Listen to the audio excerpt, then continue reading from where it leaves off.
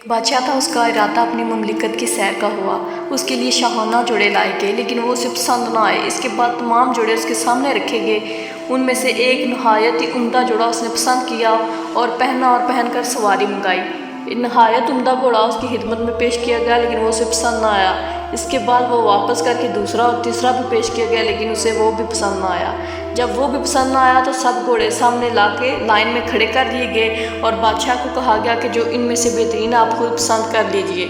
اس کے بعد شیطان مردود نے اس وقت اور بھی نحوست اس کے ناک میں پھونک دی۔ نہایت تکبر سے سوار ہوا، ہزم و ختم فوج پیادہ ساتھ چل رہے تھے، مگر تکبر اور بڑائی بادشاہ کی اس قدر تھی کہ وہ انہیں دیکھنا بھی پسند نہیں کرتا تھا۔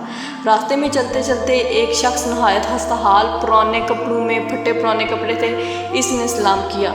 بادشاہ نے التفات بھی نہ کیا، جواب بھی دینا گوارا نہ کیا۔ اس خستہ حال نے گھوڑے کی لگام پکڑ لی اور بادشاہ نے اس کو کہا کہ گھوڑے کی لگام کیوں پکڑی ہے، ڈانٹا اور اسے کہا کہ تیری اتنی جرأت کہ تو گھوڑے کی لگام پکڑے، اور وہ بھی وقت کے بادشاہ کے گھوڑے کی۔ اس نے کہا مجھے تجھ سے ایک کام ہے۔ بادشاہ نے کہا اچھا صبر کر، جب میں سواری سے اتروں گا اس وقت کہہ لینا۔ اس نے کہا نہیں، اب بھی میں نے کہنا ہے، اور یہ کہہ کر زبردستی اس نے لگام کھینچ لی۔ بادشاہ نے کہا کہ کہہ۔ اس نے کہا نہیں، بہت راز کی بات ہے، کان میرے پاس کر تب بتاؤں گا۔ بادشاہ نے کان اس کے قریب کر دیا۔ اس نے کہا میں ملک الموت ہوں، تیری جان لینے آیا ہوں۔ یہ سن کر بادشاہ کے چہرے کا رنگ فاق ہو گیا اور زبان لڑکھڑا گئی۔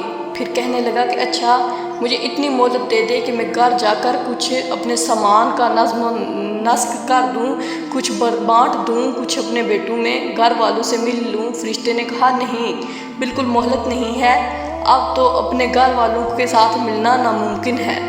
فرشتے نے یہ کہہ کر اس کی جان نکال لی اور وہ لکڑی کی طرح گھوڑے سے نیچے گر گیا۔ اس کے بعد فرشتہ ایک نیک مسلمان کے پاس گیا۔ وہ نیک بندہ بھی کہیں سفر پر جا رہا تھا۔ اس نے جا کے اس نیک آدمی کو السلام کیا۔ نیک آدمی نے وعلیکم السلام کہا۔ اس نے کہا مجھے تیرے کان میں ایک بات کہنی ہے۔ نیک آدمی نے کہا کہو۔ اس نے کہا کہ میں ملک الموت ہوں اور میں تیری جان لینے آیا ہوں۔ اس آدمی نے جواب دیا یہ تو بہت اچھی بات ہے، بڑا مبارک ہے ایسے شخص کا آنا جس کا فراق بہت طویل ہو گیا تھا۔ مجھ سے تو جتنے آدمی دور ہیں ان میں کسی سے بھی ملاقات کا اتنا اشتیاق نہ تھا جتنا تمہاری ملاقات کا تھا۔ فرشتے نے کہا تم جس کام کے لیے گھر سے نکلے ہو وہ کر لو، اس کے بعد تمہاری جان لینے کا حکم ہے۔ اس نے کہا کہ مجھے اللہ سے زیادہ جلدی کسی سے ملنے کا کوئی شوق نہیں ہے، اور اللہ تعالیٰ کے پاس جانے سے بڑا میرے پاس کوئی کام نہیں ہے۔ اسی حالت میں اس نے کہا کہ مجھے اللہ تعالیٰ نے حکم دیا ہے کہ تم سے تمہاری مرضی پوچھ کر تمہاری جان نکالو۔